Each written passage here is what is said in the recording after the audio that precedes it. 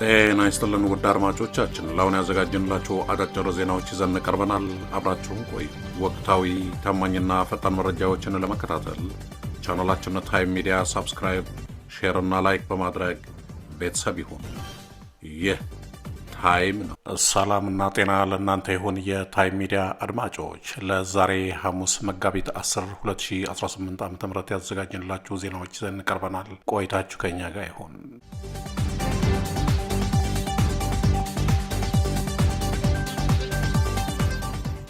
በአዲስ አበባ የሚፈጸሙ የዘፈቀደ እስሮችና በሚዲያ ላይ የሚጣሉ ገደቦች እየጨመሩ መሆናቸውን ሪፖርቱ አስጠነቀቀም። ሁማን ራይትስ ፈርስት አዲስ ባወጣው ሪፖርት በአዲስ አበባ በተለይም ዋና ዋና ዓለም አቀፍ ኩነቶች በሚከናወንባቸው ወቅቶች የሚፈጸሙ የዘፈቀደ እስሮችና በሚዲያ ተቋማት ላይ እየታዩ ያሉ ገደቦች አሳሳቢ መሆናቸውን ጠቁሟል። ሪፖርቱ የጸጥታ ኃይሎች የሕግ ሂደትን ባልተከተለ መልኩ በዋና ከተማዋ የተለያዩ አካባቢዎች ቅድመ መከላከል እስሮችን እያከናወኑ መሆኑን ገልጸዋል።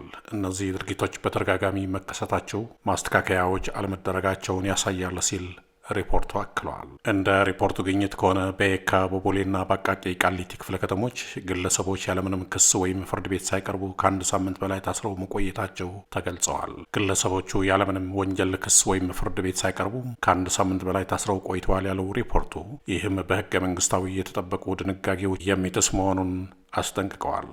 በተጨማሪም ሪፖርቱ በቦሌ ክፍለ ከተማ ወረዳ 06 ውስጥ ሲቪል የለበሱ ፖሊሶች 3 ግለሰቦችን ካስቆሙ በኋላ ማሰራቸውን ሰንደዋል። ቤተሰቦቻቸው ማብራሪያ በጠየቁበት ወቅት ፖሊሶች መደበኛ ክስ ባለመመስረት እስሩ ከሀገራዊ ጉዳይ ወይም ከወቅታዊ ጉዳይ ጋር የተያያዘ መሆኑን መጥቀሳቸው ተገልጸዋል። ሁማን ራይትስ ፈርስት እንዲህ አይነቱ አሰራር አጠቃላይ የተቋማዊ ስጋት ነጸብራቅ መሆኑን ገልጸዋል።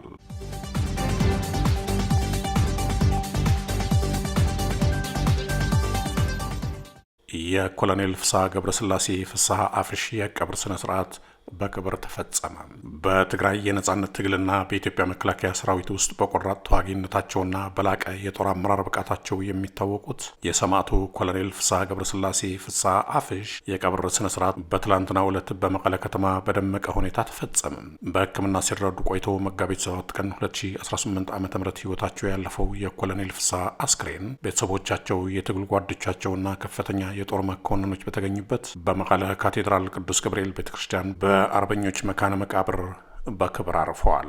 ኮሎኔል ፍስሐ ገብረስላሴ ነሐሴ 12 ቀን 1955 ዓ.ም በማዕከላዊ ትግራይ ናዕዴር ወረዳ ልዩ ስሙ አውልዖ በተባለች ቦታ የተወለዱ ሲሆን ገና በለጋ የ17 ዓመት ዕድሜያቸው በ1972 ዓ.ም የህዝባቸውን ጭቆና ለመመከት ዱር ቤቴ ብለው የትጥቅ ትግሉን ተቀላቅለዋል። በደርግ ስርዓት ላይ በተካሄደው የ17 ዓመታት ትግል ውስጥ ከተራ ተዋጊነት ተነስተው እስከ ክፍለ ጦር የአመራር እርከን ድረስ በብቃት አገልግለዋል። በተለይም በ1980 ዓ.ም በማይጨው ግንባር የደርግ አውሮፕላኖች በረጩት የናፓል ጋዝ ጥቃት ምክንያት መላ አካላቸው ተቃጥሎና አንድ አይናቸው አጥተው የነበረ ቢሆንም የቆሰለ አካላቸውን ይዘው እስከ ደርግ ውድቀት ድረስ በጀግንነት ተዋግተዋል።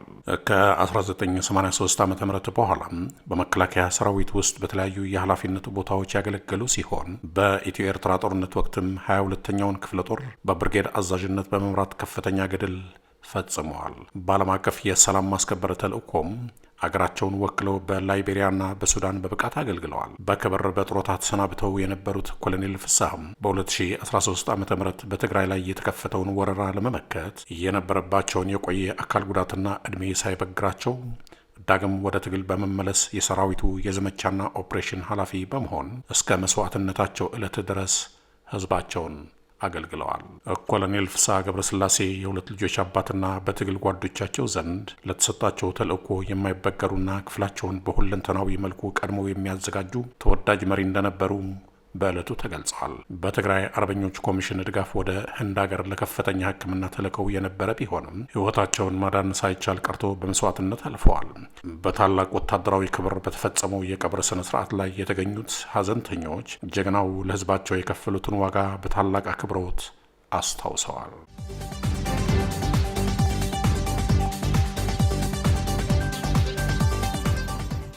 በአፋር ክልል አብዓላ ከተማ በአገር መከላከያ ሰራዊትና በማረሚያ ፖሊስ መካከል በተቀሰቀሰ ግጭት ሳቢያ በንጹሐን ዜጎች ላይ የደረሰው እጅግ አሳዛኝ እልቂትና መቁሰል በመላው ኢትዮጵያ እየነገሰ የመጣውን የስርዓት አልበኝነት ዳግም አረጋግጠዋል። የዜጎችን ደህንነትና ሰላም የማስጠበቅ አደራ ያለባቸውን እነዚህ ሁለት የጸጥታ አካላት በመሀል ከተማ ህዝብ ባለበት ስፍራ በከፈቱት የጥይት ተኩስ የ8 ወር ነፍሰ ጡር የነበረች እህታችን በአሰቃቂ ሁኔታ ህይወቷን አጥታለች። ይህ ድርጊት አንዲት እናት በማህፀኗ ያለውን ህፃን ተንከባከባ ለወግ ለማድረስ በምትጓጓበት ወቅት በመንግስት ታጣቂዎች ጥይት ህይወቷ እንዲቀጠፍ መደረጉ እጅግ የሚዘገንንና የሞራል ዝቅጠትን የሚያሳይ ክስተት ሆነዋል። ከዚሁ አሳዛኝ ሞት በተጨማሪ 3 ሴቶችን ጨምሮ 5 ንጹሐን ዜጎች በከባድ ሁኔታ ቆስለው ለከፍተኛ ስቃይ ተዳርገዋል። ይህ ክስተት በአጋጣሚ የተፈጠረ ግጭት ሳይሆን በመላው ኢትዮጵያ የህግ የበላይነት እየጠፋና የጸጥታ አካላት በፈለጉት ጊዜና ቦታ በዜጎች ላይ ጥይት መተኮስ እንደ መደበኛ ተግባር እየቆጠሩት መምጣታቸውን የሚያሳይ ህያው ምስክር ነው።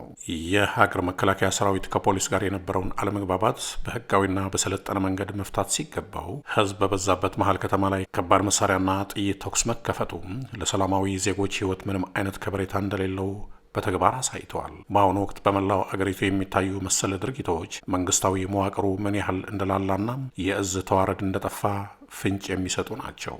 የንጹሐን ደም በከንቱ መፍሰስና በተለይም የነፍሰ ጡር እናቶች ህይወት እንዲሁ በቀላሉ መጥፋቱ አገሪቱ ወደ ምን አይነት አደገኛ የስርዓት አልበኝነት ጉዞ ውስጥ እንዳለች ይጠቁማል።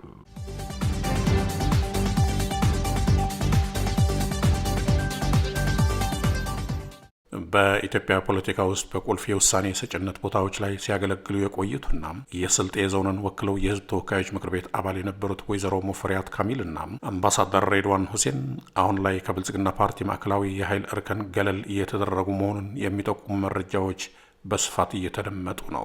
ይህ ክስተት የጠቅላይ ሚኒስትር አብይ አህመድን ሰዎችን እስከፈለገበት ጊዜ ብቻ ተጠቅሞ የመጣል የተለመደ የፖለቲካ ባህሪ በድጋሚ ያሳየ ነው ተብለዋል። አምባሳደር ሬድዋን ሁሴን በተለይም በትግራይ ጦርነት ወቅት በውጭ ጉዳይ ሚኒስትር ዴኤታነት፣ በብሔራዊ ደህንነት አማካሪነት እንዲሁም የደህንነት መስሪያ ቤት ኢንሳ ዋና ዳይሬክተርነት ድረስ ተሹመው የስርዓቱ ቀኝ እጅ ሆነው አገልግለዋል። በተመሳሳይ ወይዘሮ ሙፈሪያት ካሚል የህዝብ ተወካዮች ምክር ቤት አፈ ጉባኤ ከመሆን ጀምሮ እስከ ስሜታዊ በሆነው የሰላም ሚኒስቴር ውስጥ በከፍተኛ ኃላፊነት ስርዓቱን ስታጸና ቆይታለች። ይሁን እንጂ አምባሳደር ሬድዋን ሁሴን ከደህንነት አማካሪነታቸው ተነስተው ወደ ውጭ ሀገር አምባሳደርነት መመደባቸው ወይዘሮ ሙፈሪያትም ከፓርቲው ስራ አስፈጻሚ ኮሚቴ መውጣቷን ጥቅም ላይ ከዋሉ በኋላ የመገለል ሂደቱ ሰለባ መሆናቸውን ያሳያል። በተለይም የወይዘሮ ሙፈሪያት ካሚል ሚናም በብዙዎች ዘንድ በከፍተኛ ትችት ይነሳል። በአገሪቱ ሰላም በጠፋበት የእርስ በርስ ጦርነት በከረረበትና በሚሊዮኖች ህይወት በረገፈበት ወቅት እሷ የሰላም ሚኒስትር ሆኗ መሾሟ አስቂኝና አሳዛኝ አጋጣሚ ሆኖ ቆይተዋል። ሙፈሪያት ሰላም በሌለበት አገር የሰላም ሚኒስቴርን በመምራት ስርዓቱ ሰላማዊ እንደሆነ ለማስመሰል እንደ ጭንብል ስታገለግል መቆየቷም ይታወሳል። በተለይም በትግራይ ጦርነት ወቅትና በተለያዩ ክልሎች በሚካሄዱ ደም አፋሳሽ ግጭቶች የዜጎች ደም በከንቱ ሲፈስ ሚኒስቴር መስሪያ ቤቷ ለተጎጂዎች ከመቆም ይልቅ የስርዓቱን የኃይል እርምጃዎች በመደገፍና በማጽደቅ ረገድ ትልቅ ሚና ተጫውታለች። የፖለቲካ ተንታኞች እንደሚጠቁሙት ጠቅላይ ሚኒስትር አብይ አህመድ ባለስልጣናትን ለስልጣኑ መጠናከሪያን እስከፈለገበት ጊዜ ካሰራቸው በኋላ ስራቸውን ሲጨርሱ ወይም ጥያቄ ማንሳት ሲጀምሩ እንደ ያረጀ ልብስ አውልቆ የመጣል ፖለቲካዊ ባህሪ አለው። ሬድዋን ሁሴን በፕሪቶሪያው የሰላም ስምምነት ላይ የነበራቸው ሚና እጅግ ከፍተኛ ቢሆንም አሁን ላይ ግን ከዋናው የፖለቲካ ማዕከል ወጥተው ወደ ዳር እንዲገፉ መደረጋቸው የዚሁ ስትራቴጂ ማሳያ ተደርጎ ይወሰዳል። እነዚህ ባለስልጣናት የስልጤን ህዝብ ወክለው ቢገቡም ለህዝባቸው ጥቅም ከመቆም ይልቅ ለደም አፋሳሹ ስርዓት ህልውና ሲታገሉ ቆይተው መጨረሻቸው ግን መገፋት ሆነዋል። ውድ አድማጮቻችን ለአሁን ያዘጋጀንላችሁ አጫጭር ዜናዎች እነዚህ ነበሩ። በቀጣይ እስከምንገናኝ ሰላም በያላችሁበት። ታማኝ ወቅታዊና ፈጣን መረጃዎችን ለመከታተል ቻናላችን ታይም ሚዲያ ሰብስክራይብ፣ ሼር እና ላይክ በማድረግ ቤተሰብ ይሆኑ። ይህ ታይም ሚዲያ ነው።